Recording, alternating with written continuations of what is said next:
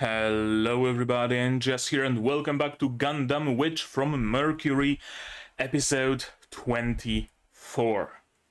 The finale. As far as we're concerned, the finale of the season, at least.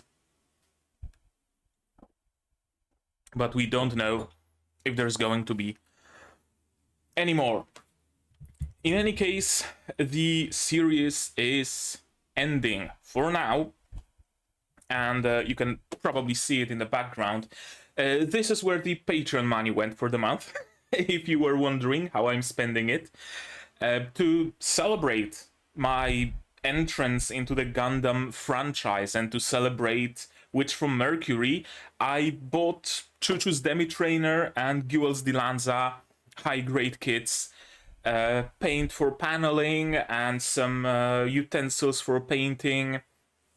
Hobby knife, stuff like that is still shipping. I should have it by the time this video releases, hopefully. So I'm gonna stream the build of those two. At least Chuchu's Demi Trainer. Maybe I'm gonna leave Guel's Dilanza for later. We'll see how long it takes. So stay tuned, subscribe, click the bell, join the Discord, because I'm gonna be keeping you up to date there. I don't know when exactly I'm gonna stream it. But I think next week, or this week, Friday-ish, Saturday-ish, weekend-ish times. Of course, the VOD will be there if you wanted to access it later, if you can't make the stream. And we'll see if I like it. I might do some more build videos. I wasn't able to get my hands on Ariel. It's sold out pretty much everywhere in Poland. Any version of Ariel. I was able to snatch just Demi Trainer and Dilanza. There were some grants, but I'm not really all that interested in grants. I'd rather have some properly named builds with proper pilots. Anything else? No, that's about it as far as housekeeping goes. Friday or Saturday again, I'm gonna be streaming the look into the next season of anime. I know that some of them will already have been out by then, but again, I have a little bit of a delay in my recordings and stuff like that, so another stream you might want to attend. And of course, whenever the subs for the recent concert of Symphogear become available, I'm gonna stream that as well. And I have a fan running. I hope you can't hear it. Let me check it for a moment.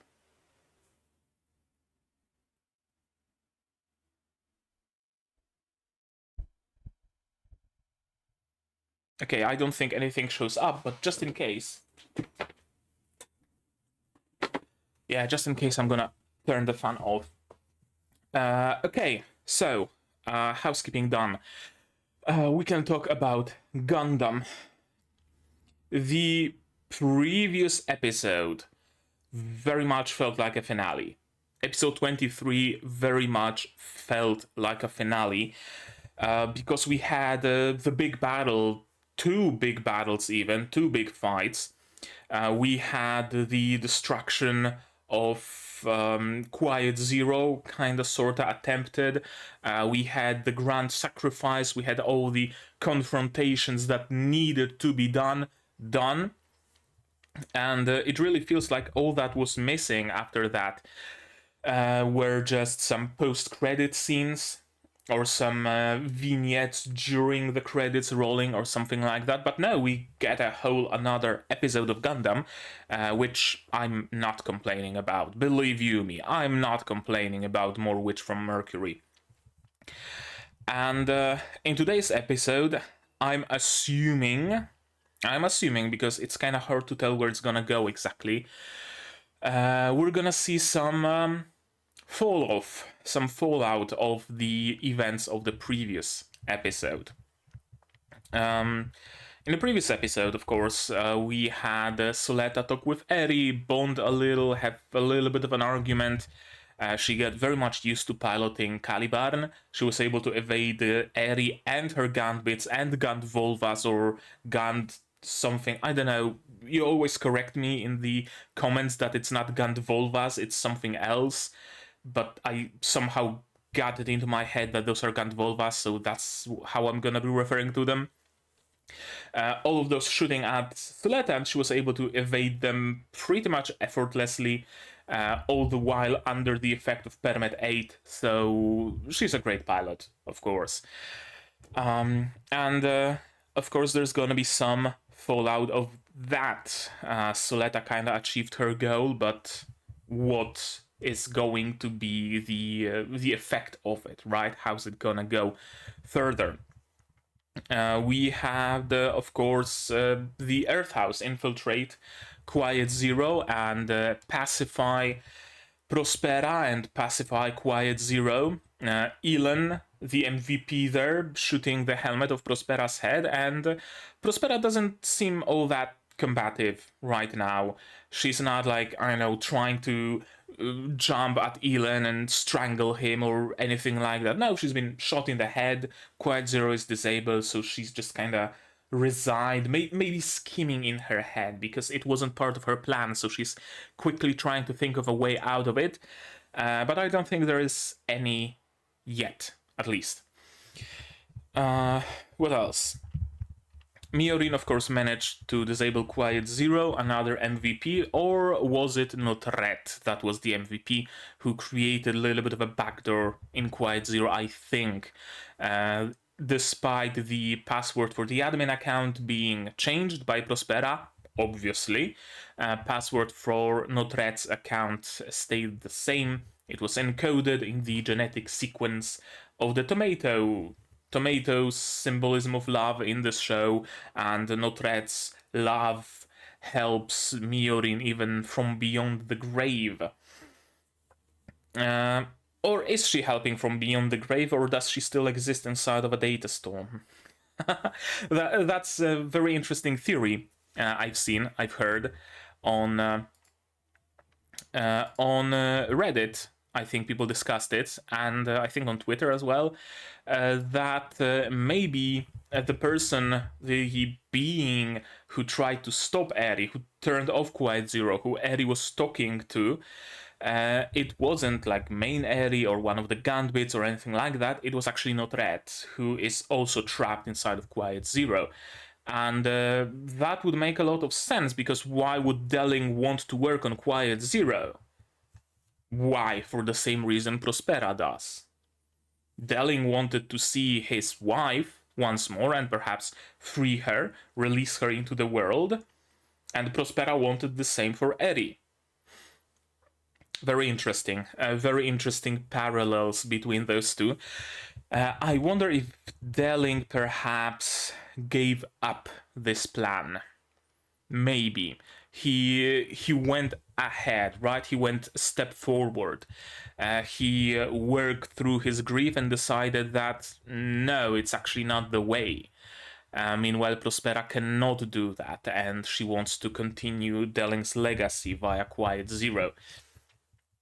I don't know. I wonder if we're gonna see some more explanations, some more things about that. I hope we do, of course. What else happened? The duel between Guel and Loda. Loda being a stupid ass, trying to pit everything on Miorine and calling Guel just Miorine's thrall. Because, of course, Guel can do nothing bad, he can do no wrong, so it had to have been that witch that bewitched him and this mind controlling his brother. And Guel also being kind of stupid. Oh, I must bury the burden. If I must die by your hands, brother, so be it. And of course, Felsi, the MVP, just jumping in with an extinguisher gun and saving both of those stupid asses. Felsi, the MVP. I mean, what else can I say? Her stocks in the among the characters in this show definitely soared. And that about ended the thing between Guel and Loda. Loda, of course, had some maybe not decent reasoning, but understandable reasoning behind what he was doing, right? He always wanted to be a full-fledged full-fledged not full-fledged Guel, full-fledged Jetark, full-fledged Jetark, because he's like a Guel's half-brother or something like that. And the fact that Guel didn't want to confide in him, the fact that Guel kind of dismissed him, that Guel was going in and out as he pleases, and all of that made Lauda feel a little bit, pushed aside and not a part of the family. And Guel not telling him about his father's death, well, that kind of tipped the scales. So, of course, it's understandable to a degree what Lauda did. Everything ended well, though, thanks to Felsi. So all's well that ends well. More things happened, of course. The Space Assembly League sees this whole situation as a great opportunity to get rid of the Benerit Group. Because Benerit Group is weakened, they have all that Quiet Zero, all that stuff, so now is the time to strike, because they're gonna have some excuse, like, oh, Benerit Group went rogue and we had to put an end to it, without giving the time for Benerit Group to release public statements and clarifications and stuff like that and build up their public trust again.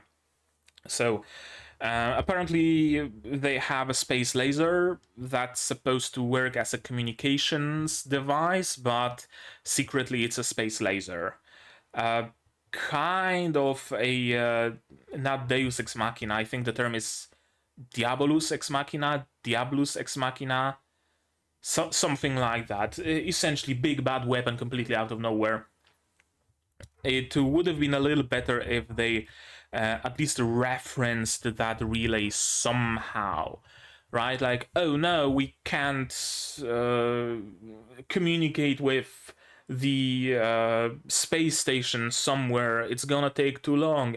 But there's that experimental technology, experimental relay that can do that, so let's send a message through that, or, something like that. Or, oh no, how could the Space Assembly League have gotten information this fast?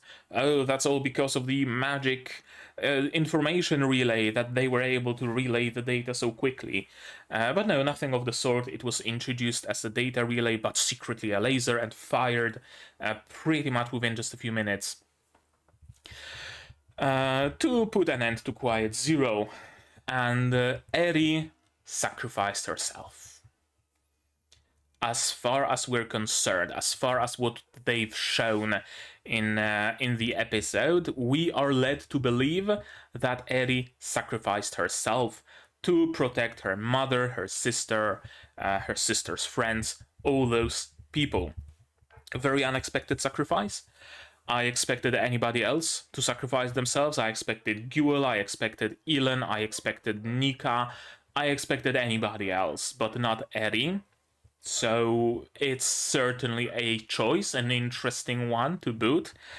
But we need to notice that the Gundbits weren't involved in blocking of the beam. The Gundbits were circling around Suletta's caliber and to protect Suletta in particular. So it was just the main unit, Ariel, that was destroyed.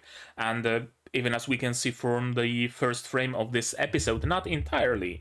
Ariel lost legs and hands, and I mean, there is a bit of a thigh, but the torso, the entire cockpit, the entire head, everything else is still whole. Probably not operational, but whole. Maybe all she needs is a jump start with a car battery, and Eri is going to be alive again. We also need to remember that Eri is a being of a data storm. She lives inside of a data storm, not exactly necessarily physically within Ariel. That's another thing. And of course, all those other Eris live within Gundbits. Probably, possibly, maybe, not sure. They might all live inside of the main body and just control Gundbits as well. So we're not sure about that, but Gundbits are still safe and sound. Prospera's weird permit marks is something that appeared when Ariel was struck. I don't know what's the deal with that. The shape, the position, everything is different than the usual permit marks on the face. I've no clue. Maybe it's some part of Gant technology that allows her to operate her arm or connect directly to Eri, but then what was the purpose of the helmet? I don't know. I wonder if it's going to be explained, or is it all just going to be left unsaid for fan speculation, or perhaps for future seasons, hopefully. Hopefully. Because we have plenty of stuff to still deal with. Pale and Space Assembly League now have become the villains, the antagonists of the story, and I don't suppose we will be able to deal with them in just a single episode. I don't suppose we will.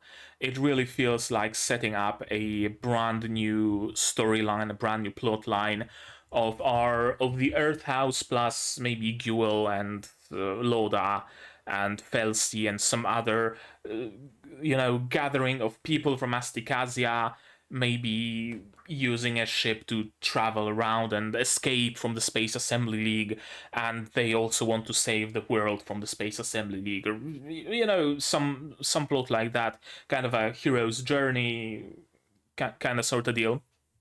I wonder. I wonder if they're. I mean, I know there's more in store, but I wonder if they're gonna make use of it. Also, it would be a pity if they just ended this series, the franchise here. It not revived, but it really bumped up the Gundam franchise. It's an entry point for many people, from what I hear, and it brought the earnings of Bandai like a couple of billion up. So they would be really stupid to just drop the Witch from Mercury franchise and start some completely new one. So hopefully they are savvy businessmen and they will continue stories in this world. And I've been talking for almost 20 minutes now. Jesus Christ. Okay, in this episode, what do I expect? I expect fall off from what happened. I expect the meeting between Suletta and Prospera, the meeting between Miorine and Delling, perhaps, and perhaps a time skip and a where are they now kind of a situation, perhaps a collection of vignettes, perhaps something full. Getting a kiss from Suletta and Miorine would be nice, not gonna lie, but it's an anime, a Japanese show, Japanese production, so I'm not getting my hopes up. We'll see. I mean, man can hope, right? Miorine already proclaimed that she is part of Prospera's family, so it goes.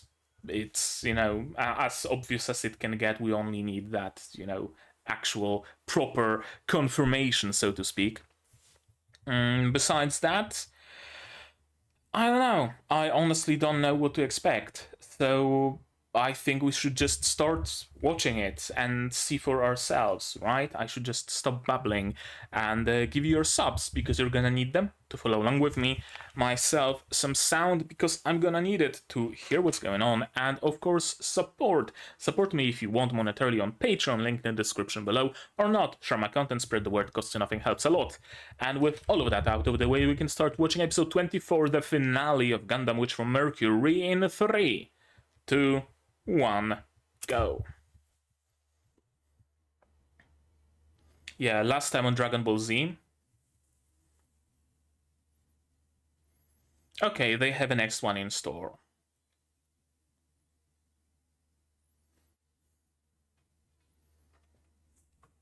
Yeah, I don't think those mobile suits are any match for Suletta. Or honestly, anybody. They're probably not much for even Choo-Choo. Okay, the whole gang is here.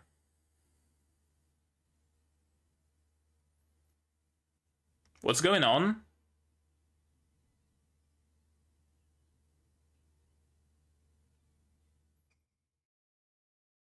Permet fucking her up. Yep.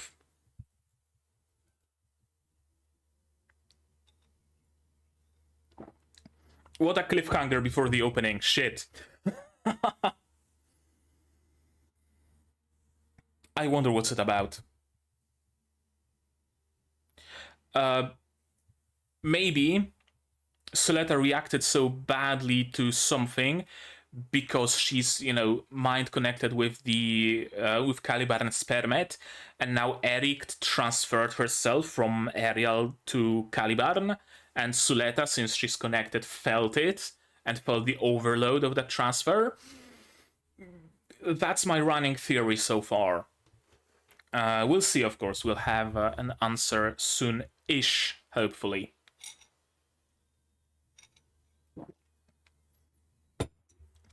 And, of course, hopefully Suletta isn't dead. Because it would be a very anticlimactic death. Like, extremely fucking anticlimactic. So, I have a pretty high degree of confidence that it ain't it.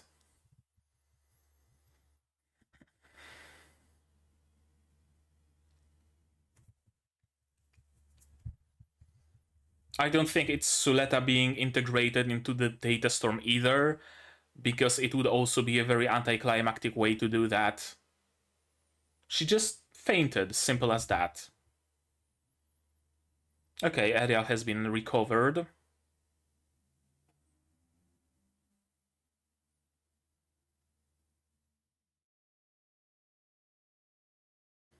Okay, how do we save her?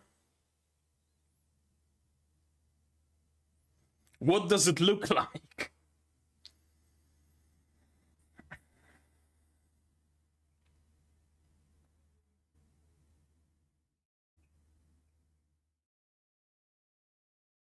Yeah. But there will be a next blast.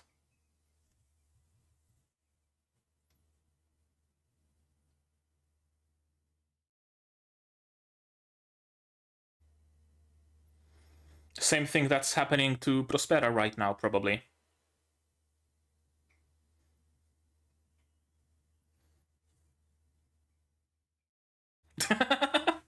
uh, poor Martin.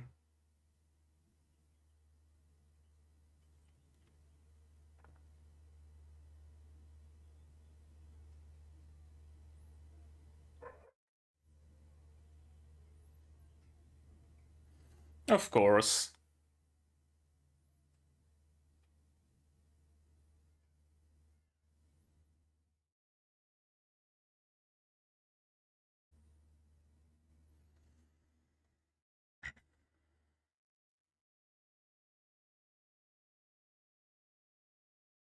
True. It was a team effort. No, don't let go of the keychain. Who caught it? Loda. For what? What is there to forgive? Okay, I mean, I guess that's that's a way to go about it. I haven't forgiven you, but if you don't come back, I'm gonna forgive you even less. It'll be negative forgiveness. Kirgores? Cargores?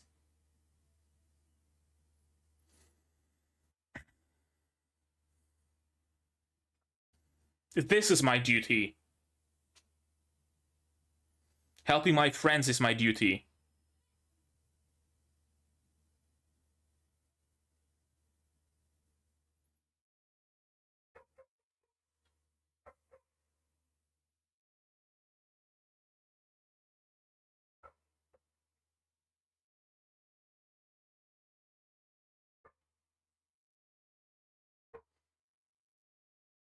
Ariel isn't here, so they can't really hand it over.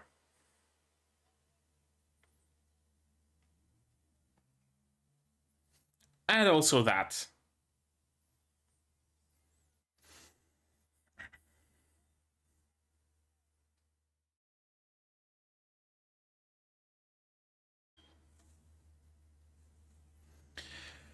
Okay. Now what are you gonna do, Prospera? How are you gonna save Ariel? Eri.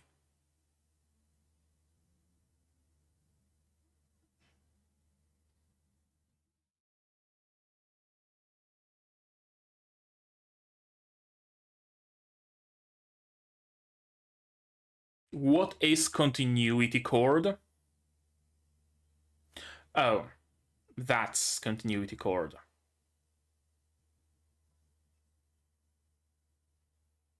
Okay.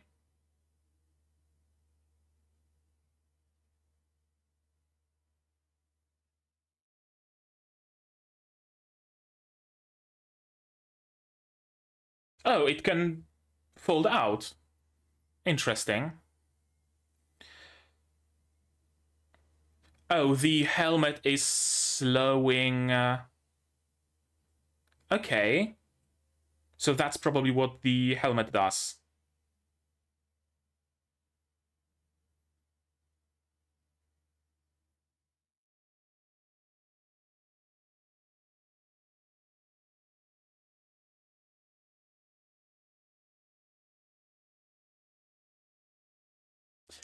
Moving forward again.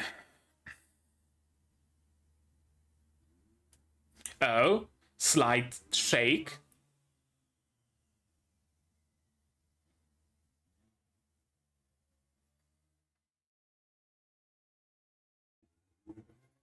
So what other way is there?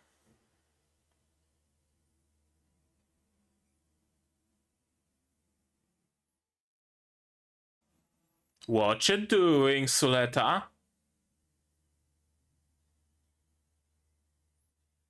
Creating her own data storm?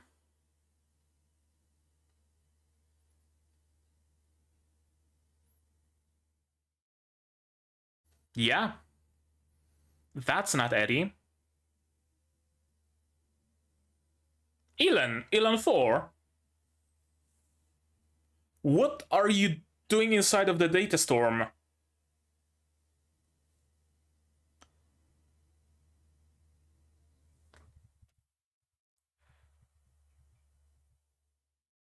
Okay.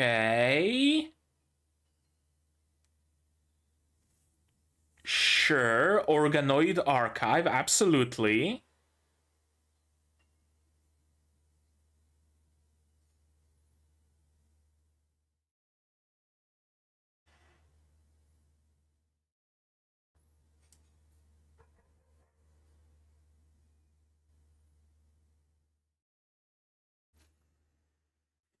Begin what?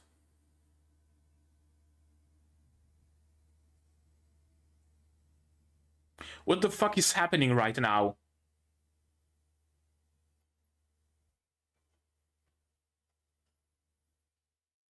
Data storm, sure, but a weird one. Okay.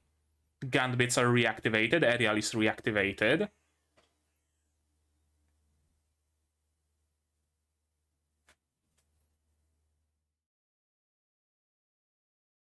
The stereo on her voice.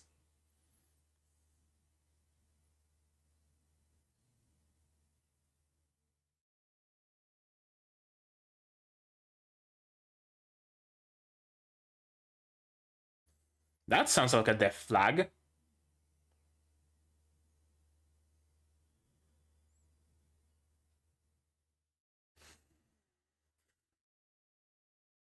What's happening right now?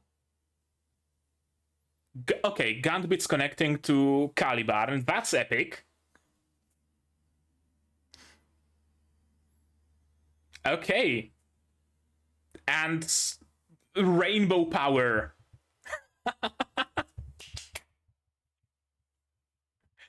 Rainbow permit, even higher than white permit. Probably, I don't know. The power of gay compels you.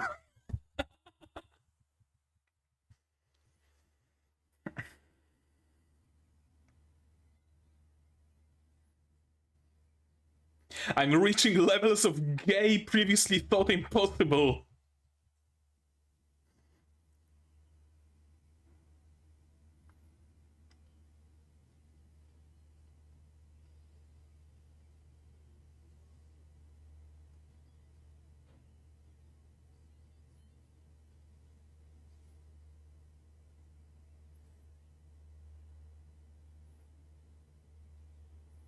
No can do.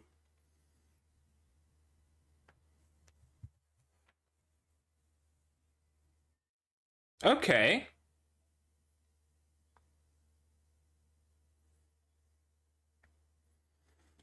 Shadik's plan. Shadik's plan put in motion. Shadik. Yep.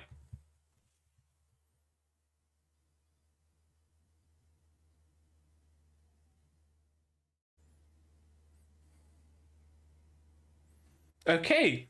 Shadik pulled up in the end. The die has been cast. What did he break? A memory stick? Oh.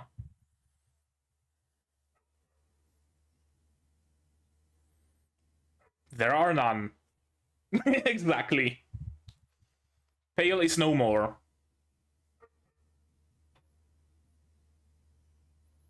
Okay.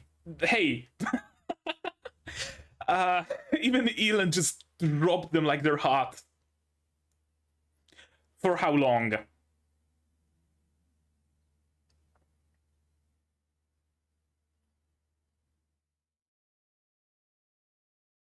And the epic music.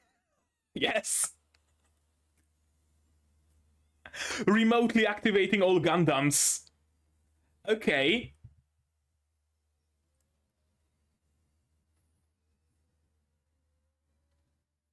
Yeah. Ariel. All of them are here. The whole gang is here. Okay. That's an epic music for an epic scene. What the fuck are you doing?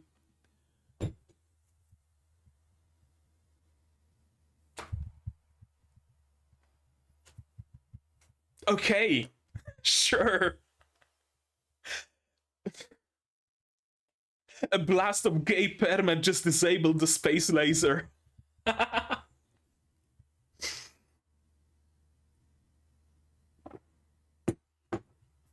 Oh, hello, you two. So, every dead person lives inside of a data storm? Or only people who died because of a data storm? Or probably only people who died to a data storm?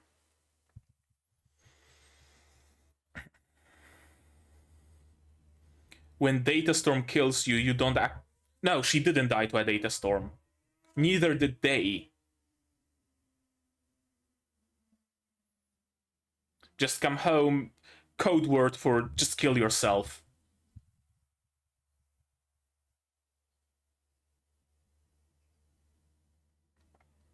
So is it just a hallucination? Or do human souls actually live within a data storm? And Suletta now appears like as a ghost. As a data storm ghost.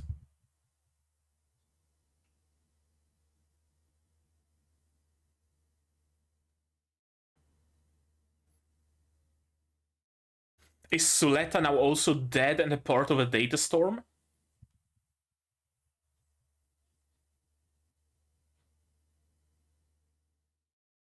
I fucking hope not.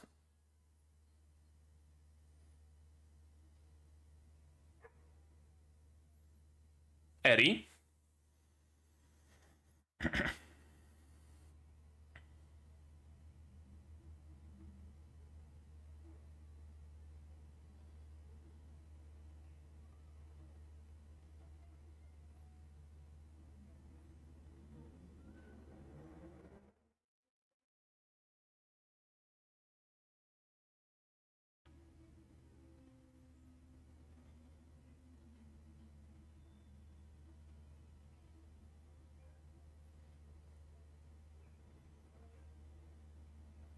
This really reads like Suletta dying and being sucked into the data storm.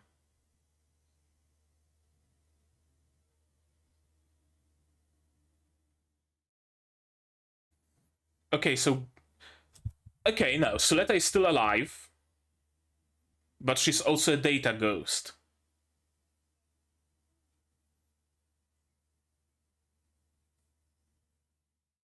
And Permet is breaking down, and I'm assuming Permet permeates everything. Permet permeates everything. It was so obvious.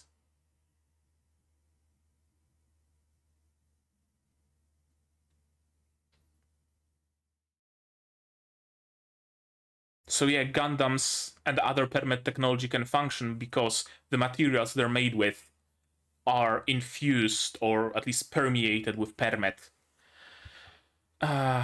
Here's the keychain and Suletta. Hopefully alive. Grab it. Okay. What's that glow in that keychain eyes? Is that Choo-Choo? That's Choo-Choo in Demi-Barding, isn't it?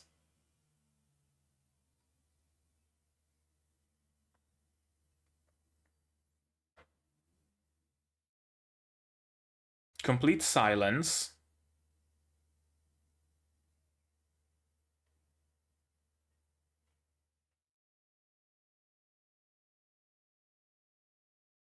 Please don't tell me Suletta is dead. And within a data storm. Okay, thank you. Thank you. Thank you. Thank you. Thank you so much. I was afraid for a moment. I was genuinely afraid.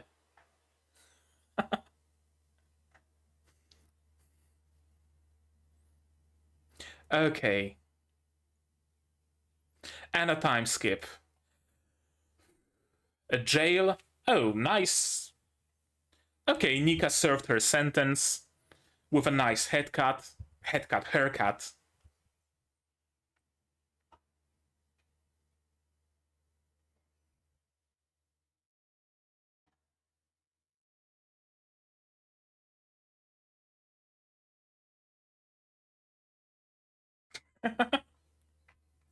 Choo-Choo being Choo-Choo. Elan visiting all the spots. Elan the Explorer.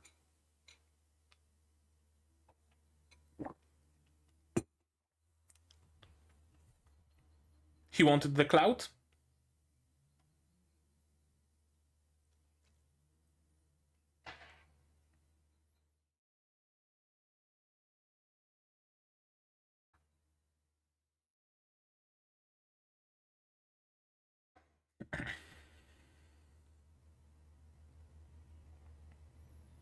Okay, what's that?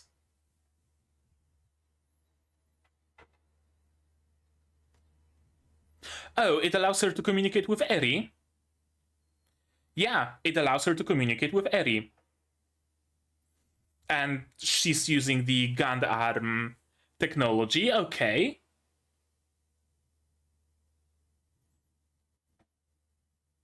So far, a good end for everybody.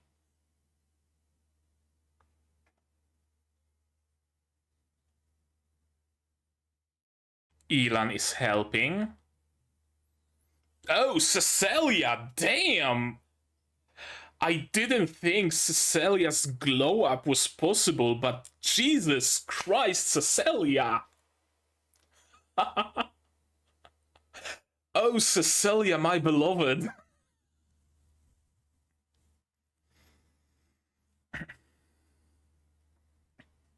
Where's Suletta?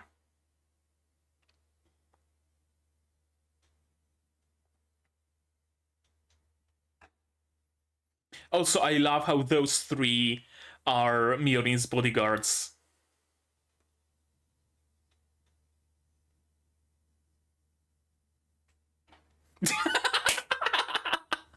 Oh, the pale. Oh, that's great.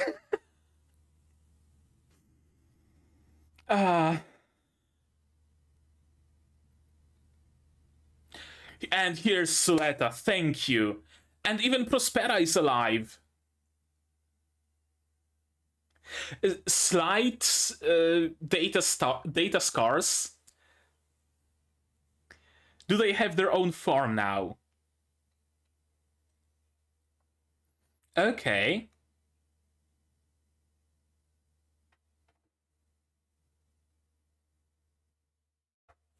Is Eri living within the keychains? Yeah. Eri is living within the keychain.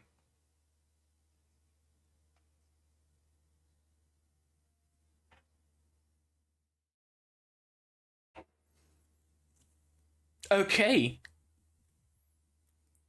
I couldn't have asked for a better ending.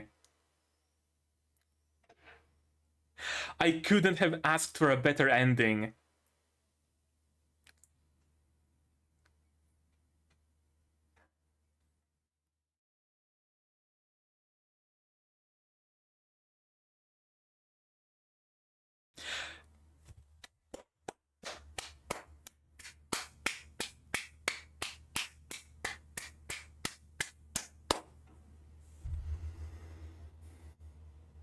May all blessings find their way to you, I'm wishing it. And they did.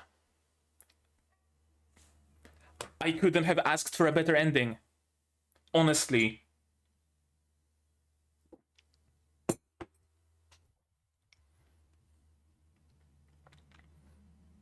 On one hand, a little bit of a shame that they close off all the threads and we won't see any more of this, this world, this cast. Maybe this world, but I'm not sure if this cast.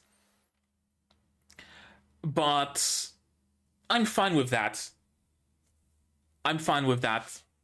Because it really ended very nicely, and I love the RGB credits. They're changing color. Just like Permet score gay.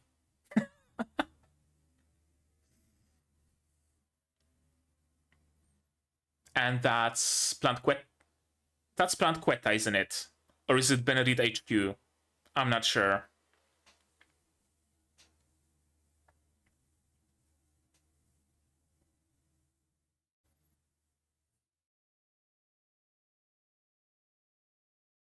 This is where the story concludes. Okay, so it's the end. Okay. Wow. All this time I was high on copium, on hopium, on everything else that there's gonna be more, but honestly, I really am fine with it. They closed everything so well.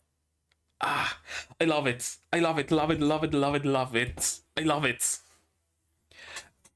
All this time I was afraid that the ending is gonna be bad or bittersweet at least because people tell me that Gundam is suffering. But this, it ended well for everybody. Literally everybody. Oh, people are gonna be pissed. I have no doubt some people are gonna be pissed. This is not my Gundam. I don't care. I don't give a fuck. This is my Gundam. I love it. We need to watch it again, of course. As always, as usual. Should have been prepared better. There we go. I really was expecting something bad to happen. Maybe Eri cannot be revived. Maybe Prospera dies. Maybe Suletta gets stranded inside of a data storm, or something like that. But no, no, no, no, no.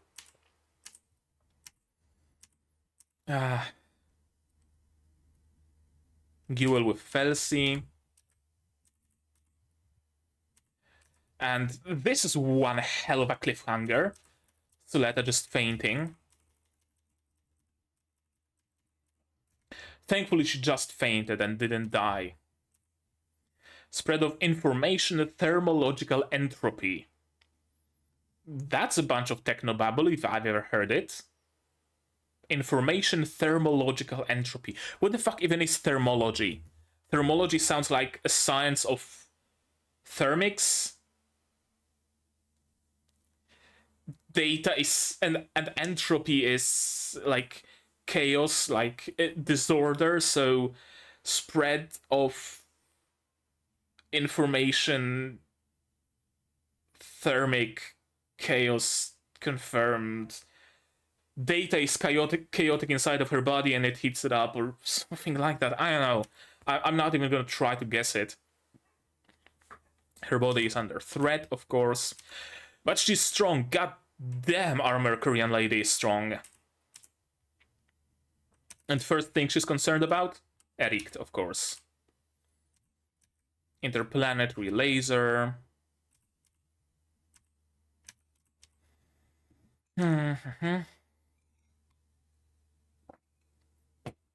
Of course, it couldn't be that easy.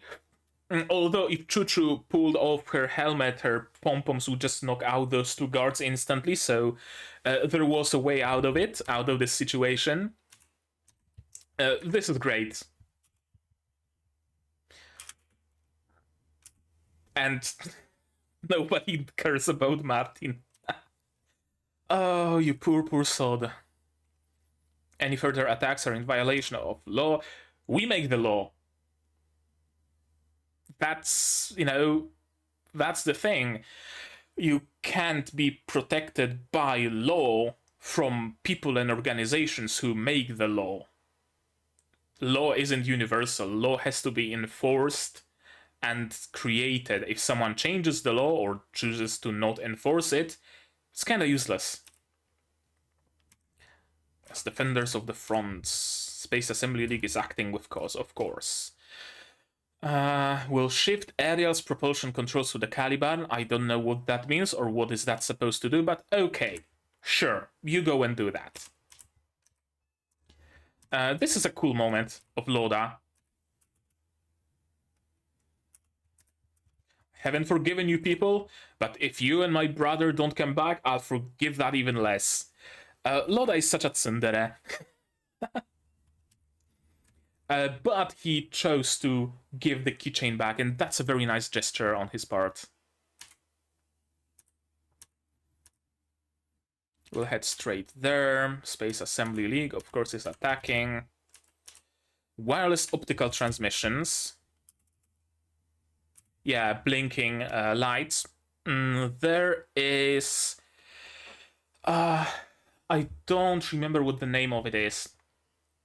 But it is an actual way of like low speed wireless internet. There used to be a device kind of like an Amazon Echo or something like that, kind of like an assistant you can place anywhere, and it would connect through a light bulb. There was a special like smart light bulb or something like that, or an adapter, and you would screw it into your lamp, and it would blink ever so slightly, not possible to perceive by a human. It would blink so fast, but the device would be able to read it and thus transmit data wirelessly. So it is an actual technology that exists and existed for at least a while. But now there isn't really any point to it because we have really good Wi-Fi. But it's good for long-distance communication. In perfect conditions, or even in decently good conditions, communication with a laser beam is very fast, the speed of light, essentially. There are plans, I believe, when we build some colonies or bases scientific on the moon, seeing how the moon is gravitationally locked with Earth and always facing the same direction, always facing towards Earth, you can establish a laser connection between the moon and the Earth. You can just, shine a laser at the moon and receive that data. So it's an actual technology that exists. We have no orders to engage them. Yeah, she's in no hurry to die in the beam of this thing, of the laser transmission system, of course. And the Space Assembly League wouldn't think twice about firing at their own people. No siree. Power is charged, fire. Whoever's in the way, well, too bad, skill issue. It's supposed to be an infrastructure front, of course. Yeah. Suletta cares about you a lot, and she will come here along with Ariel. Of course she will, because it's Suletta we're talking about. And she did. Minna is here. If you reconnect the continuity cord, Eri will reawaken. So essentially connect Eri to Quiet Zero, and that will help her, but also restart Quiet Zero. No, not gonna do that. I'm not gonna hand Eri to you because you're just gonna use her. I'm gonna take care of my own sister. This is interesting. Your mom's body will be paralyzed soon. First time we see the visor actually fold out. I've managed to put on a good act. My legs have been useless for a while. Datastorm infection. How is Datastorm infection different from, the classic Datastorm that Gundam pilots suffer? I know, I'm not sure, but apparently it creates different markings on your head. And I'm assuming the helmet is there to help Prospera use her legs. I think I mentioned it when they were talking about Gund arm prosthetics.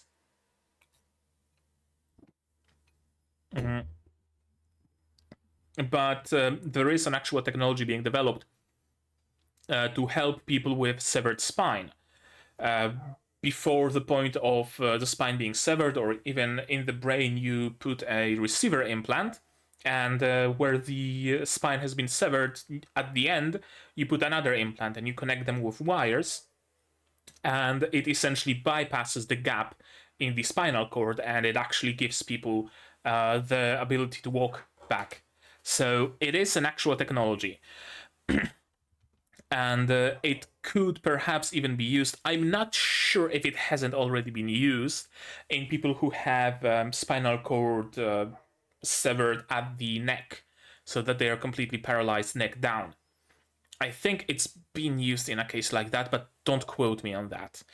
But it is, again, an actual technology, or in this case, an extension of the actual technology. I really like it. I really like it when they take current technology and create like a logical extension of it, instead of figuring out some, weird technobabble shit. They just use what we have and extrapolate. I really like this approach to sci-fi. I don't care about any of that. I only care about Eri. World woven by Gund and her freedom as well. All of us can find happiness in their respective places of being. No. I care about Eri, but I don't want to lose Eri, and I don't want to lose you. And Eri doesn't want to lose you, so I'm gonna do it my way. Who needs Quiet Zero when you have the power of Permet Gay, right? Entering the data storm, of course, but she endures. She's really, really resilient. And probably also thanks to Calibarn, that has less, restriction. It doesn't have the filter and all that. This is interesting, though. Elan inside of a data storm. Elan 4, sure.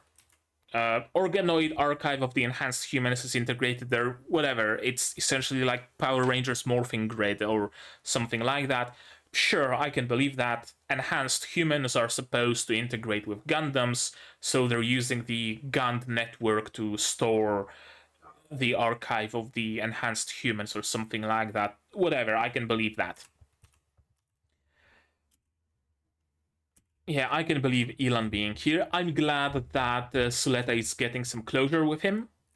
Let's begin Suletta Mercury. It really feels like there are multiple moments in this episode, actually, that feel like the ending of the little match girl. Her grandmother, descending from heaven, oh, come with me, and the little match girl dies and ascends to heaven with her grandmother. It really feels like that. Let's begin. Give me your hand and come join us on the Datastorm side. You will die, but your soul will live on in a Datastorm. It really feels like that in this moment. But no, it's just Elan somehow triggering a Datastorm within Calibarn. Okay, of course. Ariel is reawakened straight to Blue Permet. Gambits are back. You can choose for yourself, and this is what you've chosen? Really?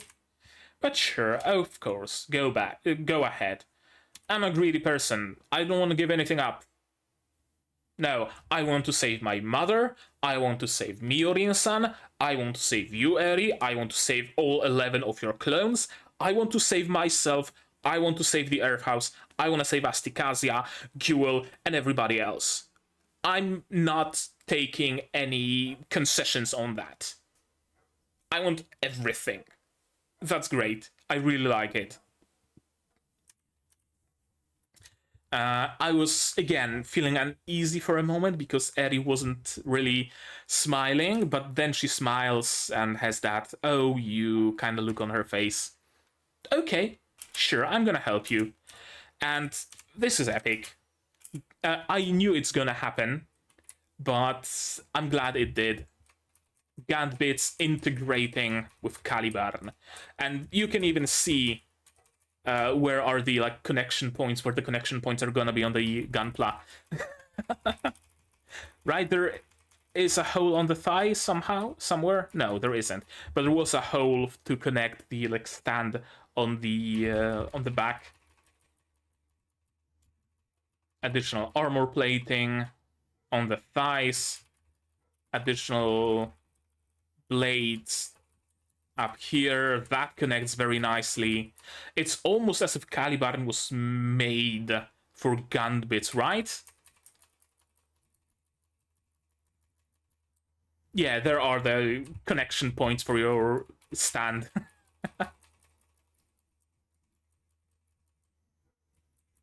And they also turn white. Ariel was blue and white mostly, so Gambits were blue and white.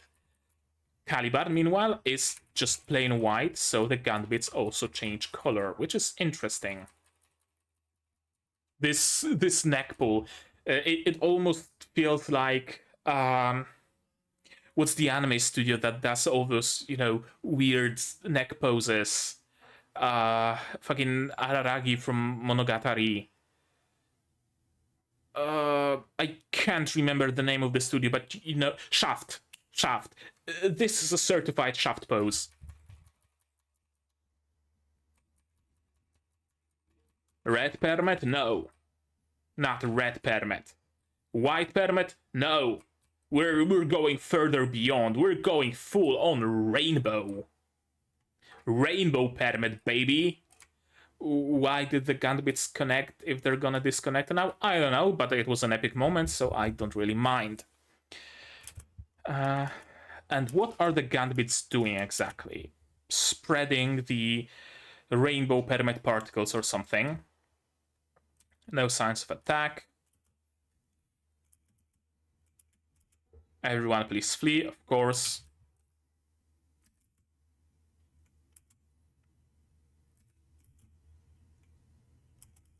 Not another inch. Yeah, you ain't gonna do shit.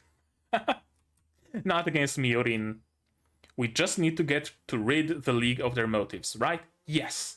The League's motive is the dissolution of the Benerit Group by force, so what if we just fucking dissolve it on our own terms? There we go. Easy.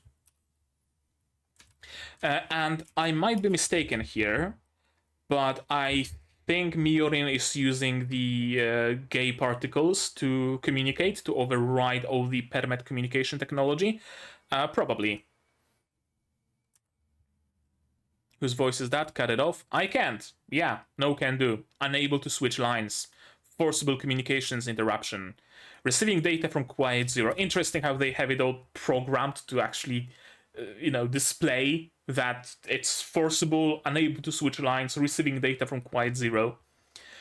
Benerit Group has just submitted the papers for dissolution and liquidation.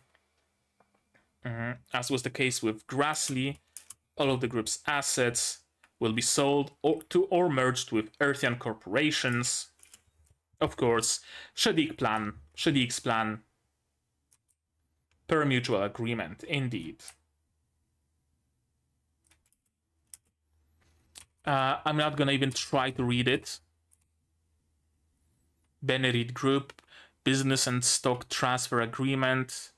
Article 1, date of business and stock transfer. Article 2, determination of subjects of transfer. Article 3, relocation and procedures. Article 4, maintenance of employee compensation. 5, consideration. 6, method of payment. And I could probably read more of it, but I fucking hate this font.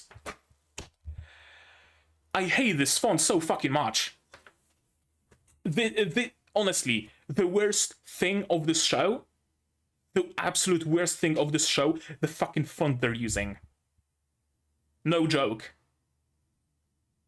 That's the absolute worst thing.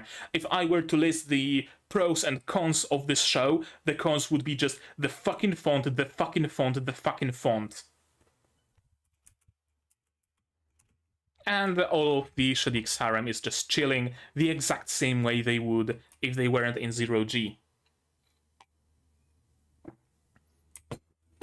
And we have evidence that Space Assembly League was doing some shady shit. Solways, I could never compete with you. Ala jacta est. Oh, the die has been cast much, much earlier than that. Now it's hitting the board. What is that? And why is he breaking it? On one hand, it kind of looks like a memory stick. On the other, it looks like a thing for spare blades for a box cutter. I don't know. If you know what that thing was, then let me know. Please do. Shall we go? Yes, we shall. That's a great face. That's an amazing face. And, of course, Elon doesn't care. Elon doesn't give a fuck. You're resigning? Yeah. The ship's sinking. I'm gonna jump off. What? Did you really think I have any sort of, like, you know, loyalty towards you? No. Fuck no.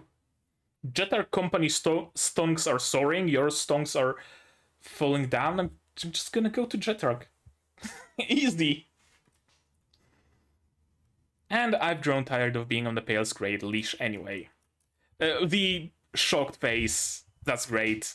Someone's gonna make a meme out of it.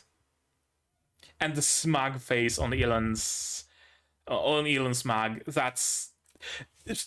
There's a surprising amount of comedic moments in this show, right? In this episode, sorry, not in this show, in this episode. You don't notice them, or at least I didn't notice them as much as I was watching it, because I was under the constant tension of, you know, Suletta is just gonna die right now, and shit's going down, and constant tension. But now that I know everything ends well, I start noticing all those comedic moments, and I love them. The weapon of mass destruction still stands. No, I'll stab them. Easy as that. Using all of the Gundams, activating them with permet score gain. That's on the left Farakt? I'm not sure, maybe. On the right, of course, Schwarzet. Interestingly enough, Schwarzet had the gun thingamagic crushed by Guel, and yet it's still able to fly and be controlled by Ariel, despite not having the gun thing. So a nice continuity, and it also shows the power that Caliban and Suletta have right now. That even despite the gun thing being destroyed, she can still control all the Gundams. And all the gun bits connecting to Caliban.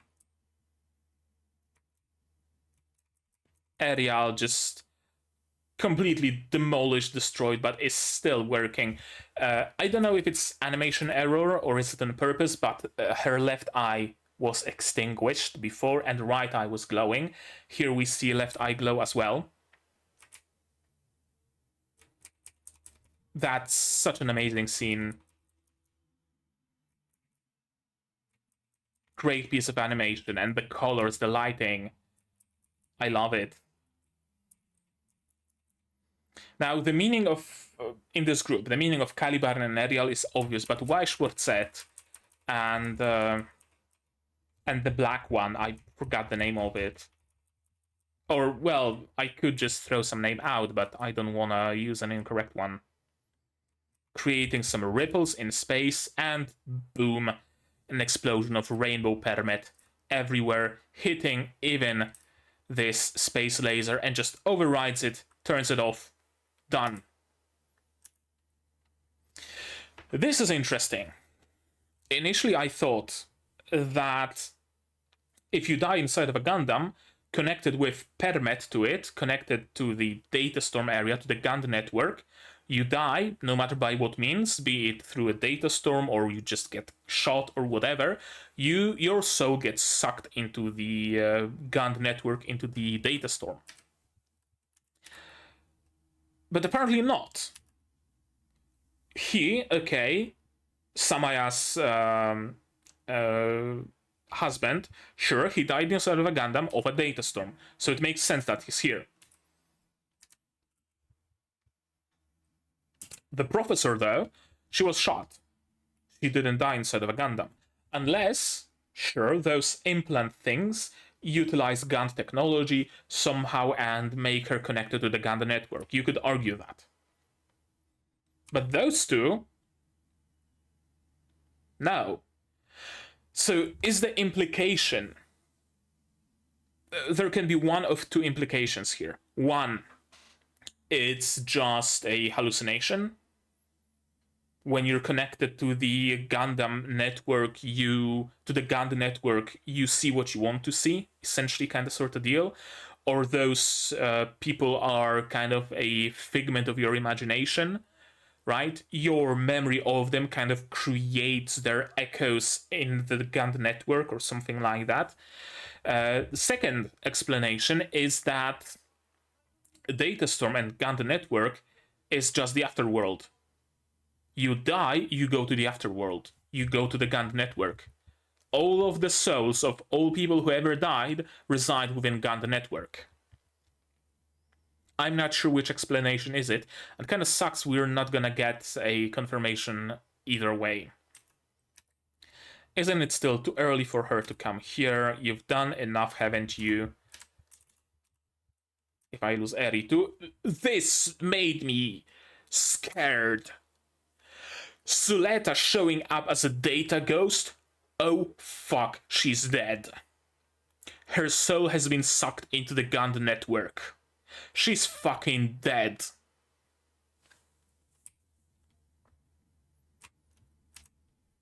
But apparently not.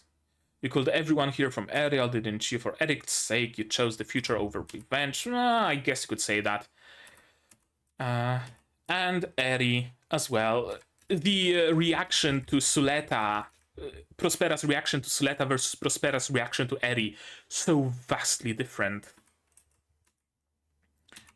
And this is a cool scene, although I don't know why her helmet dissolves, but it does as she turns her head. And it looks cool, but I don't know why it happens, how it happens. And her helmet also gets dissolved, and she somehow doesn't suffocate. But sure, okay, I'm gonna check it up as just, you know, artistic direction.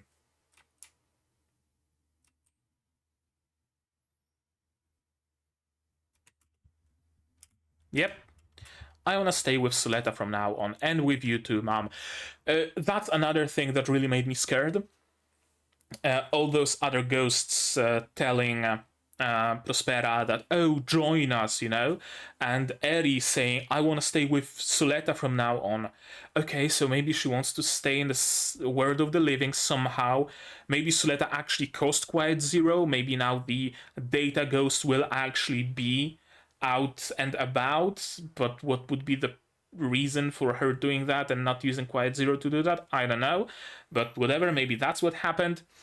So sure, Eri now wants to stay with Suletta, maybe she wants to enter Caliban, or, you know, all the other ways. But then she says, with you too, mom. And it really read to me like Eri wants to pull Prospera into the data storm. Suletta is already within the data storm, and all of them, father, mother, both of the daughters, and all the friends who died so far, will be able to live happily ever after in the afterworld. Essentially, that was my fear. That's how I read it. But no, thankfully not.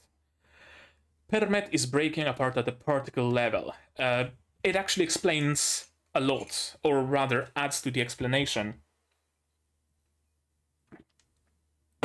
of what is Permet. We know that Permet, we've learned that Permet is inside of metals and alloys and materials in general. It's not a mineral itself, it's inside of those minerals and materials. Permet permeates, of course. But this is kind of an added confirmation of that. Permet is dissolving under the influence, impact, pressure, whatever, of data storm caused by Suletta, and thus the materials that Permet is permeating also are dissolving. Ariel being the first, but Suletta reaches out a hand, and as we learn later, she manages to pull out the soul of Eri, essentially. And Quiet Zero also gets dissolved. Calibarn, everything in range gets dissolved.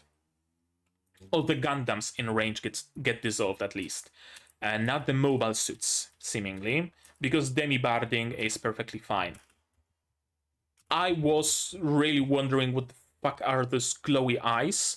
What's going on? They're rainbow, so Permet rainbow, but what's the deal with that? I don't know. I thought that perhaps it's a location boy, like the thing that Prospera left with Suletta after she kicked her out of the Ariel, or rather after Ariel kicked her out. Maybe Miorine, in the meanwhile, just installed it inside of the keychain or something. But no, we later learn what was the deal. True to the MVP, bringing Miorine to her wife. And I was really afraid, again, that Suletta is fucking dead. But no, thankfully not. Thankfully she just takes a little while to respond. Also, great face on Miorine right here. And a time skip. And there's a lot to that time skip. Nice haircut. Everybody is more or less grown up a little bit. They haven't really changed all that much, but just a little. Certification test. Okay, so she did some certifications while in prison. Have to balance work and school. So she is employed now, but also has school to do, of course. Chuchu is with Roji, working on some mobile suits. Some amazing faces on Chuchu. The Turkish Spacian geek. Chuchu being Chuchu. Roji being Roji. Some really amazing faces on Chuchu. Like, every frame could be a reaction image. And you can see the anger boiling within her and trying not to spill it.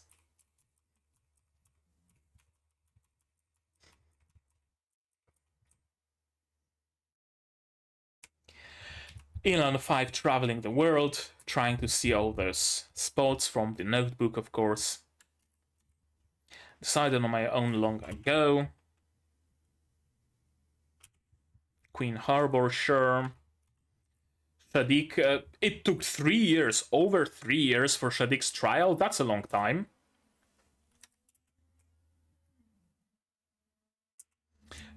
This is weird. This is interesting. Some communications device. I initially thought that Suletta died regardless, and this thingamajig is essentially a miniaturized version of Prospera's helmet that allows Miorine to tap into the data storm and communicate with Suletta inside of the data storm. I initially thought that's what it is. But there's the mention of, I wish you'd listen to your sister-in-law's advice. So now we know it's Eri. I was wondering why Miorine has both of those keychains. I mean, one of those keychains is hers, the blue one, and the red one has Eri inside of it. Why did she take Eri with her? I don't know. As an advisor, maybe. Something like that. You sure remind me of your mother. Sure does. Like mother, like daughter, right? This is great. Petra is alive and well and testing Gundam technology. Lauda is no longer a spiteful little bitch who wants to be at Petra's side. Good ending for those two. I love it. Can't rely on my big brother forever. Yeah, also that, that worship he had for Guel, it's kind of dissipated, right? I can't rely on my big brother forever. I can't always look up to Guel. I need to start being my own man. I love it. A lot of character growth to him. Elan is here, of course. Being a little shit like always. He helped keep Asticassia open. That's good. New jobs for employees. Cecilia. Oh my god, Cecilia. I didn't think you can be more beautiful than you already were, but shit was I wrong. Cecilia as an office lady just hits different.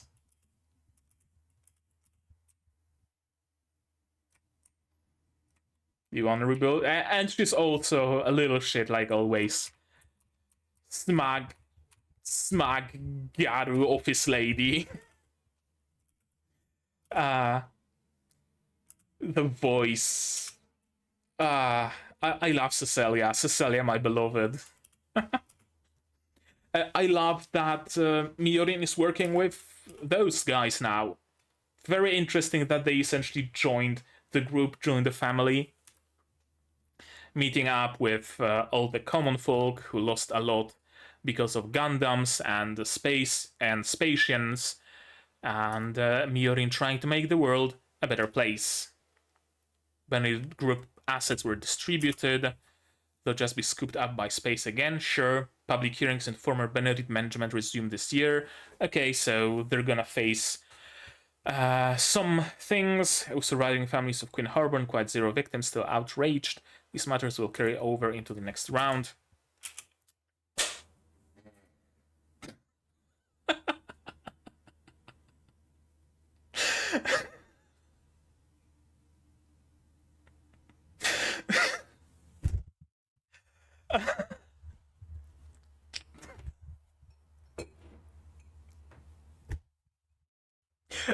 What is there to say?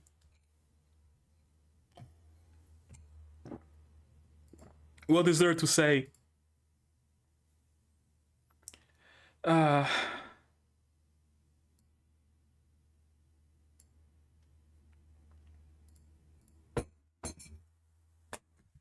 What is there to say? I love how they ended up like a bunch of old ladies. And the hair they have. I mean, at least the environment is nice. A lot of greenery and stuff. Basically, they became a bunch of crazy cat ladies. Great, great. There are as many right moves as there are individuals, sure, but we have to keep doing what we can. And this, for a moment, from far away, I thought that it might be Suletta and two of the Gundbit Eris somehow given flesh, playing with them. I really thought that she's just playing with her little sisters, but no, those are just other kids. Suletta dropped her headband and she's now wearing her Yeah, that's a dead mother hairstyle. And she also has the communication device. And I like those very subtle permet scars. That's a great detail. Happy Suletta. Happy Suletta, best Suletta.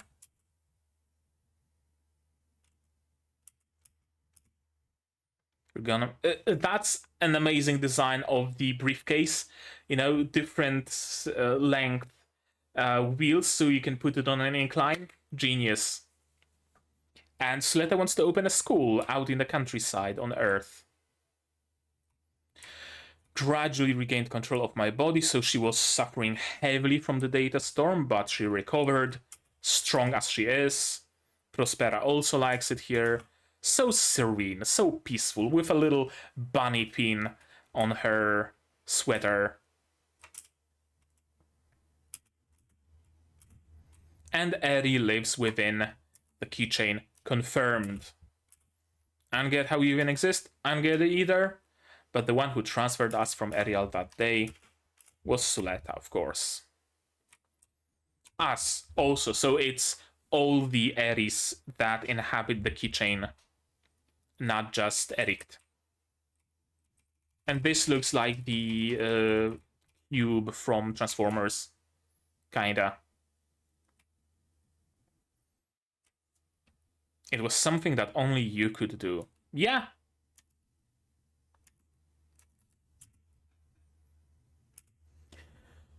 Everybody's here.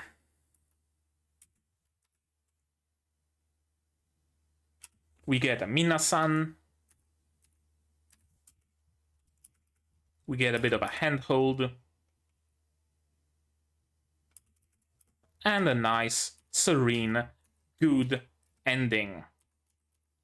Good ending for everybody. For everybody involved. That's great. I love it.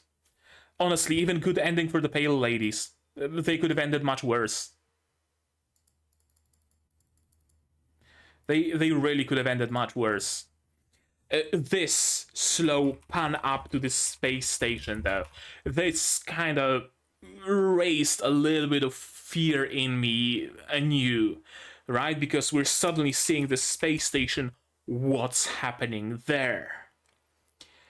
Any other conspirators? Maybe the remnants of the Space Assembly League trying to plot their revenge, or, you know, something like that is happening there. What's gonna happen? There's gonna be an after credit scene that, oh, you know, a cliffhanger for the next season or stuff like that, but no. This is where the story concludes. Thank you very much for watching the show until the end. You're very welcome. Thank you for making this show. And that's it. And that's it. Ah. That is it. On one hand, kind of a shame there isn't space for anything more. Unless they pull something out of their ass, kinda. Introduce a new villain and Suletta and Miorine have to go back to the warpath to save the world, kinda deal. It is a shame that there isn't more, but on the other hand, it got the perfect ending, so I can't really be mad. I can't really be mad about it. It ended really, really, really well. And despite this episode having so many good and positive moments, right? Things are going good, things are going well, you see it on the screen. It still did manage to keep the tension somehow. Even when they were showing that, hey, everything is fine, there was still that tension within me that something's gonna go wrong right now. Something's gonna go badly. It's gonna turn out that Suletta didn't survive. You know, those kinds of thoughts were constantly accompanying me. But no, this episode was entirely good. It had wholly and entirely good endings for everybody involved. When it comes to Prospera, perhaps even too good of an ending. I expected her to be jailed at least, but apparently not. I guess maybe she was hiding so well that nobody really could put any charges. I don't know, honestly, whatever. I don't care. I don't care because she also got a good ending. She can spend the time with her daughters and daughter-in-law. And that was a great thing that I didn't actually mention. Eri referring to her as sister-in-law, which kind of... one moment. Rings. Yes. Yes, yes, yes. Here's the ring on Suletta's hand. Here it is. Mio, show your hands. Mio, show your fucking hands.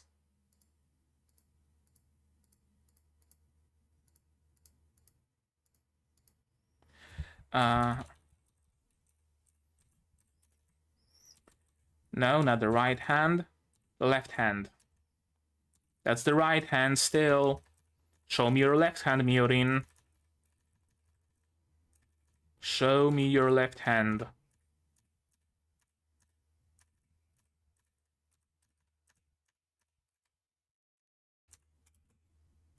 Rings, no rings.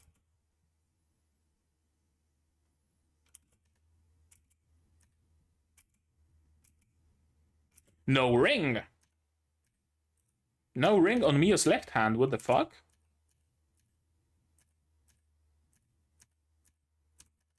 So Suletta is wearing one, but Miorine isn't? Weird.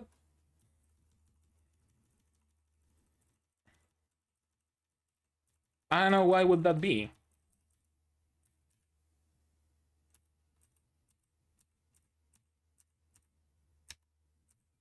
Ah, I'm gonna say it's animation error and it's gonna be fixed in the Blu-ray release. Oh, no. This. Surprisingly good end for everybody. Some epic moments, of course. Permet's score Rainbow and the summoning of all those other Gundams and connection of Gund bits to Caliban. All of that was great. All of that was amazing. Great action, but also great talking moments and great character moments. Surprisingly many comedic moments that I really did like and that really served well to break up that tension a little bit, to establish that, hey, things are fine, trust me, believe me, things are really actually fine. I like it. I kinda... All the members of the Earth House ended in different places from what I could see. Chuchu is working on some, I don't know, mobile suit yard kind of deal, shipyard maybe. I would have preferred it if they were all working for Gund Arm in one place, although maybe that was a Gund Arm shipyard, I don't know. It might as well be. But yeah, it kind of seems... It's kind of weird to see all the members, or at least some of the members of the Earth House being separated from like the main body. They would always be together in the same place, but now they've grown up and spread apart a little bit. I love that we got our former antagonists, kinda like Felsi and the others, join Miorine as her assistants and bodyguards. That was a great touch. There aren't any enemies now. I think that's the biggest significance of it. There aren't any antagonists, there aren't any enemies. We're all working together, we're all happy together, we're all fixing the world together. Even Shadiq is helping. You know, everybody is.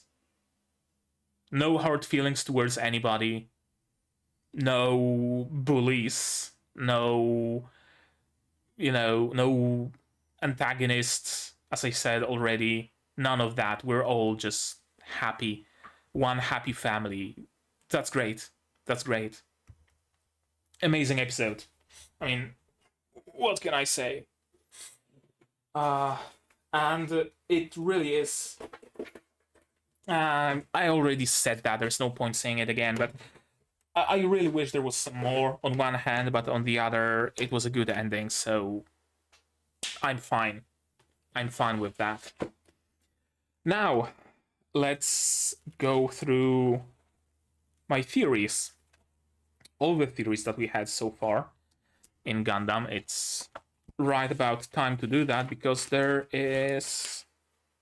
Oh, just a single page. I was expecting more, but sure. Just a single page is fine. In order, Eri is the MC. No, Eri isn't Suletta. Suletta is someone else. The Bishonen Council collectively defies parents. Individually maybe, but not collectively. Taking corporations down one by one, not really what happened. Ilan is a clone of his father, never was confirmed, but I don't think it was the case. Suletta's mother becomes antagonist. Suletta goes against her. Well, that's a clear yes. Suletta goes against her. Many Suletta's Ares failures turned into Gunbits. Suletta perfected. Turned in, yeah, pretty much entirety of it is true. Gundams have souls. No, not all of them, at least. That was the theory, that every single Gundam is built based on the soul or body or mind or whatever of some person. Different Elan returns. Suletta confused. Of course. Suletta isn't Eri. True. Eri Suletta ages slower because of modifications. No. She doesn't age slower. She was just created later. Eri was sent somewhere else. No, not really. Eri was turned into Ariel. Of course, that's true. Suletta is Eri's clone. I don't know why all this time I've been writing Eri, since it's Eri, Erikt. Prospera wants to Crusader Kings to Suletta, to Miorine, to marry into the Benerit Group. We don't fully comprehend Prospera's plans, but I don't think it was part of them. Gundams attack pilots if the human brain inside of them came from unwilling people. They don't if the brain came from a willing person. Gundams don't have people's consciousnesses in the first place. Delling was the one to use Gund for military purposes. I'm not sure what I was on about with that, so I don't think that happened. Yeah, that's a no. Someone's suit gets stabbed in the cockpit. Well, not stabbed, but shot through the cockpit. It did happen. Miorine sees the keychain and knows she fucked up with Suletta. No, none of that happened, unfortunately. Quiet Zero EMP that fries permet technology. No. Creating a bubble separated from the rest of space. Not really, no. Man and machine fusion, no. Transhumanism, no. I was entirely wrong on my theories about Quiet Zero. Big Sister Suletta, pretty much. And assassins alive at Permet 4. Not for long. Is that really all the theories I had? For which from Mercury?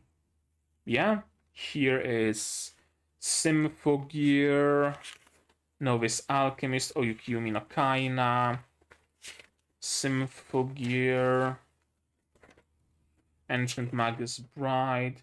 Oh, no, there is more. Of course there is more. Way more, actually.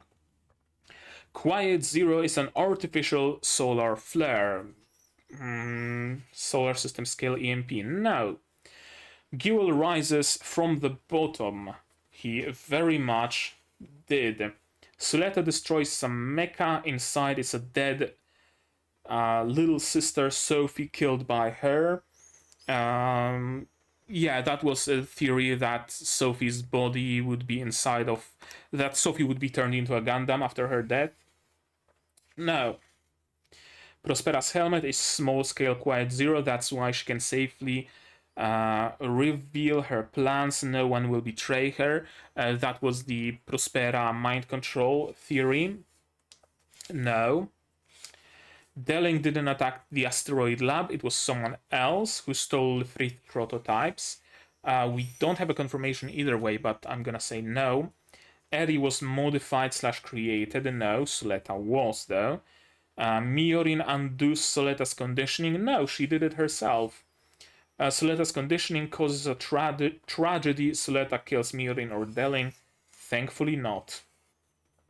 Prospera's helmet makes the voices in her head stop.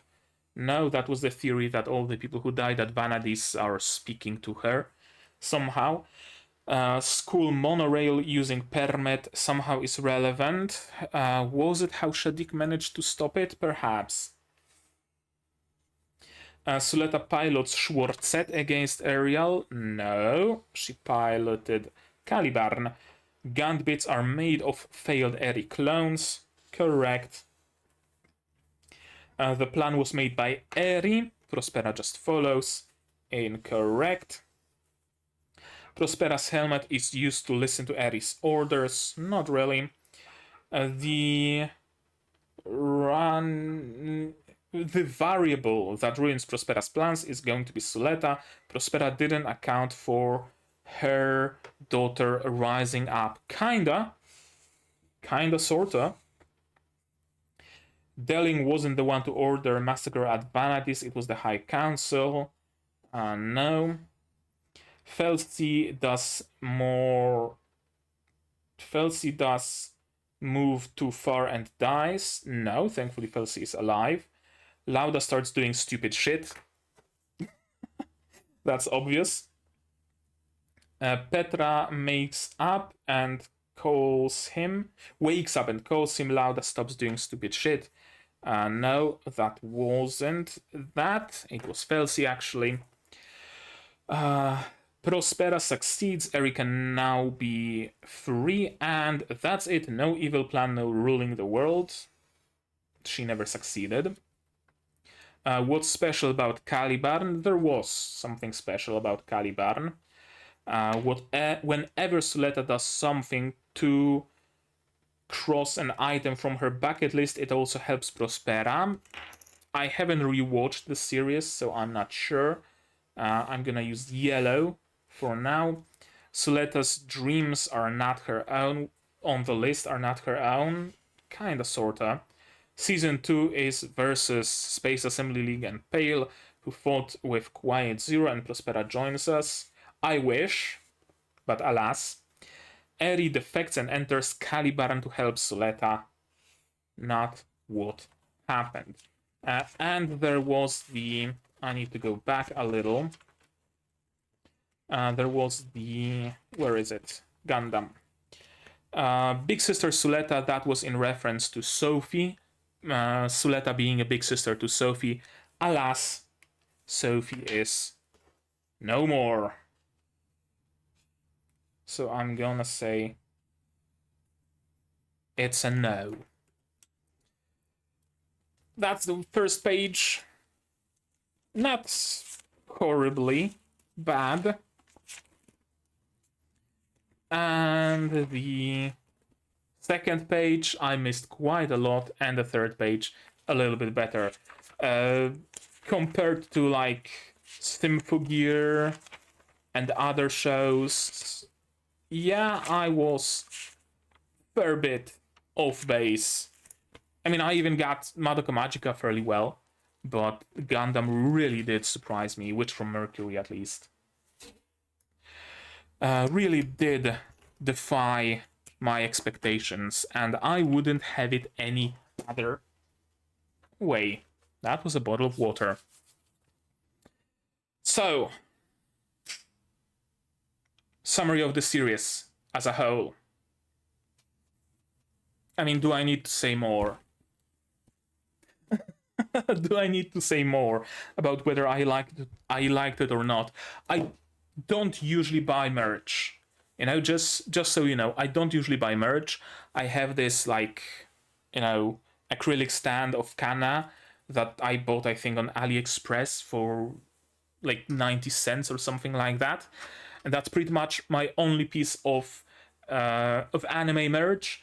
I have a pin and a plush tail of Coco from Hololive. Bought it when her graduation was announced. And I have some figurines from My Little Pony and one decently large statue of Chrysalis, also from My Little Pony, and a couple of plushies that my friends bought me for birthday. So I guess that's some merch, but those are cheap. And I have a tiny little wall scroll of Shaltier that I also bought on AliExpress for like $1 or something. So I don't usually buy merch. This is probably the most I spent. Yeah, this is straight up the most I spent on any sort of anime merch. So that should tell you all you need to know about whether I like this series or not. I loved it. I really, really honestly did. And on one hand, I'm tempted to jump into more Gundam. On one hand, I really am. But on the other, I'm afraid that other Gundam series are actually going to be just straight up misery porn with early 90s art style, so kind of double negative. So I'm not sure. Is there any other Gundam series that you would recommend that also ends decently well? Right? Like, I'm not talking fully good ending like in Witch from Mercury, but one that ends in at least a bittersweet way, or something like that.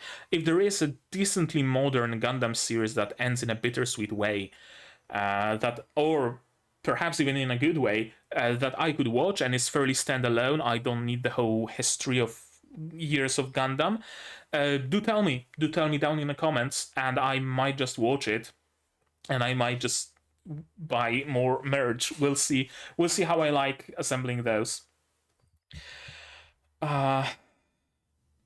This is a great series. 24 episodes. On one hand, it's a perfect amount. On the other, a little bit too little. I feel like this series would benefit from at least a couple more episodes. 26, I think, would be the sweet spot. Or maybe 23 episodes and a movie that would finalize it. Something like that I think would be beneficial, because there were moments that felt a little bit too fast-paced. Moments where nothing would even like stick to me fully, where I wasn't given the time to comprehend what's going on, comprehend what's happening, because there would be like 7 big events in a single episode, and that's just too much to digest in just 24 minutes. So it really could benefit from a couple more episodes, honestly. Could benefit from another season, of course, but alas, that seems to be off the table unless they actually force another season, which they might do. We don't really know. I mean, the first season of Symphogear also ended up in a very, cut and close way, but they still had the possibility of creating more. Although I think Witch from Mercury is a little bit more close-ended than even the first season of Symphogear was. So perhaps there isn't that much more leeway. I would certainly like to see perhaps another season with other characters, a different cast, but also set in the same universe. Because I really want to learn more about Permet, about Gund Network, about all that stuff, because that's interesting and hasn't really been all that much covered so far in this season. So it would be nice to learn more about that for sure. Yeah, I guess it could work like 10 years into the future with a different cast, and maybe Maybe Gundam Corporation, still led by Suletta and Miorine, is somewhere, working in the background or something like that. It would be nice, for sure. Overall, I don't think I have any serious criticism for this series. Besides the occasional issues with pacing, like, as I said, too much happening in too short of a time, I don't think there were any other things that I would just actively dislike or that would irk me. Perhaps the size of the cast. I think the size of the cast was also a little bit too big. Even by now, I really don't remember most of the names of the characters that appeared, because there is so many people involved. It wouldn't be an issue if they were to be introduced gradually in the span of, say, 50 or 100 episodes, but most of them were introduced within the first season. And it's really hard to remember all the names of the corporations, of all the people. I would need to, like, be able to pause the show, note down who's who, restart it, then pause, cross-reference, have the wiki or the list of characters open. It's certainly something that if you want to fully understand and fully comprehend this show, you really need to watch it, like, pausing every now and then and cross-referencing your notes, because there's simply so much going on in such a short span of time. That was one of the reasons why I thought we might actually get a second season, because there were so many things that are still unanswered, still a little bit of a mystery. But here's the thing, they are a mystery only to us. They aren't a mystery to the characters of the world, right? So there isn't really any mystery to be solved.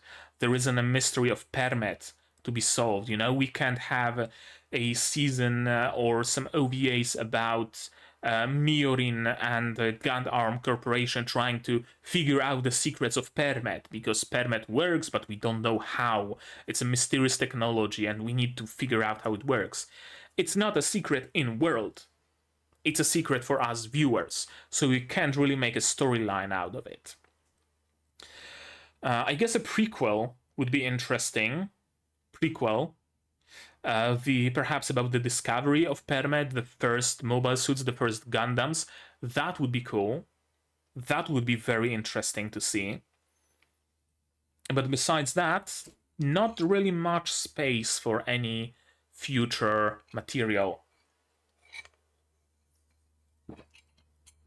Perhaps a Zetsushinai style of an OVA with just some slice of life moments that happened during the season.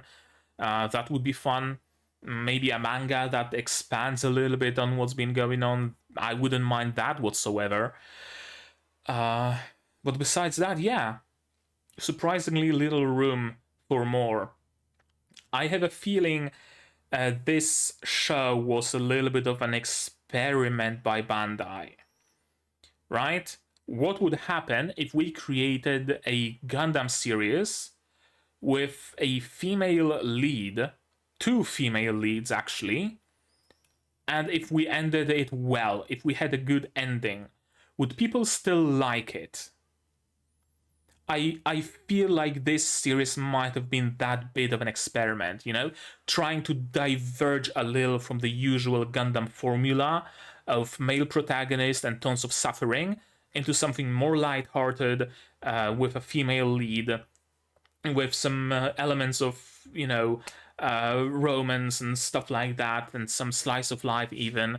Would people still like that Gundam light experience, so to speak? And people have spoken. People like it. People like it very much. So I wonder if we're gonna see more Gundam series in that style. Bit more lighthearted, perhaps with more female leads, perhaps with some more direct lesbian romance. I wouldn't mind that, because until the very end we didn't get a kiss, and that's kind of a pity. I was really hoping for that in the finale, but alas. I was really hoping for a shot of both of them wearing rings at least. But as it stands, we only see Suletta wearing her ring, and we only see hear Eddie say that she's a sister-in-law, but we don't really have, wedding ceremony or a wedding photo of them both, or, something like that, some full-on direct confirmation of them being an actual proper couple.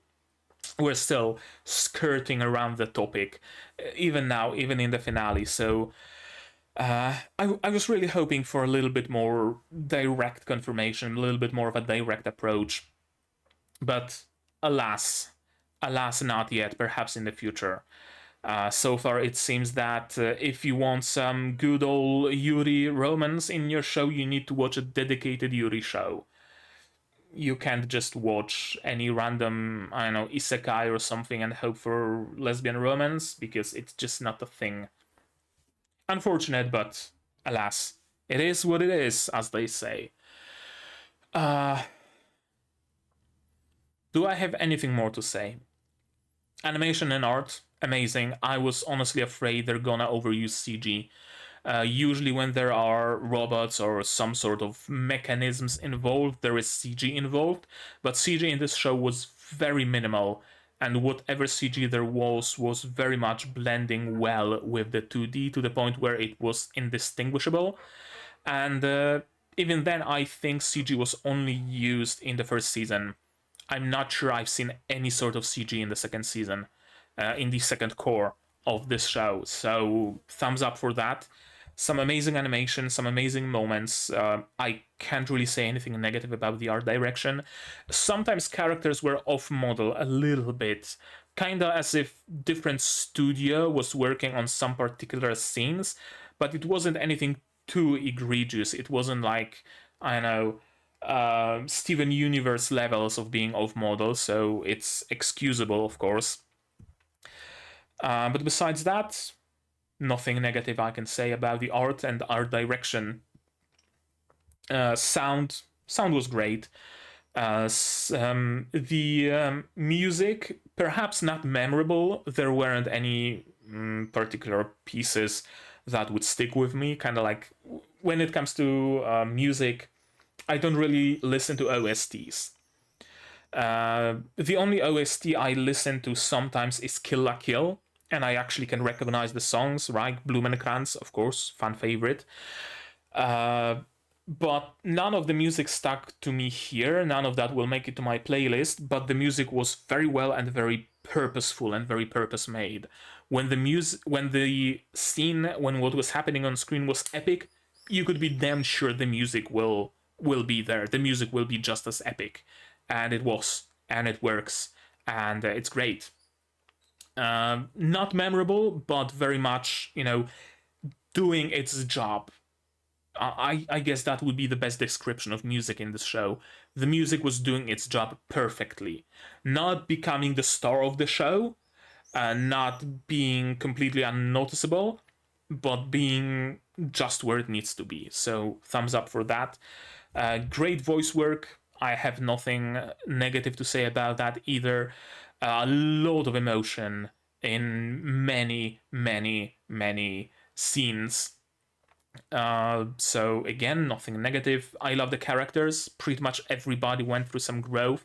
Besides those like secondary characters, some of the members of the Earth House, some of the members of Shadik's harem, all those people, they didn't really grow, but they didn't really have the screen time to grow.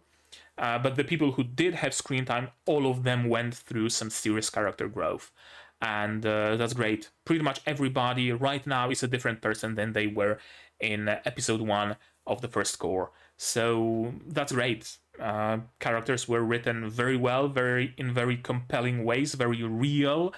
Felsi probably being the best example of a character that was real. She actually behaved like a sane human being, and my voice is slowly giving out.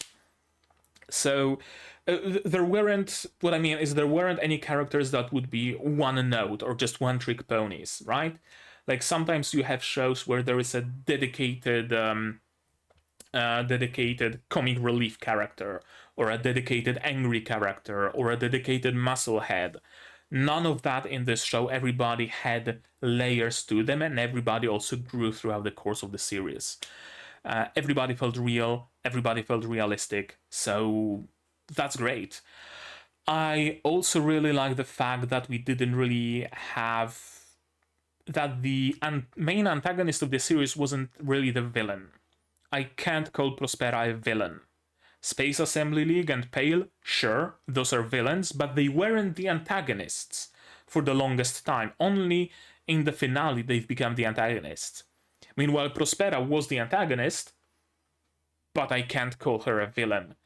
Very interesting approach to the villains and antagonists of the show, for sure, 100%.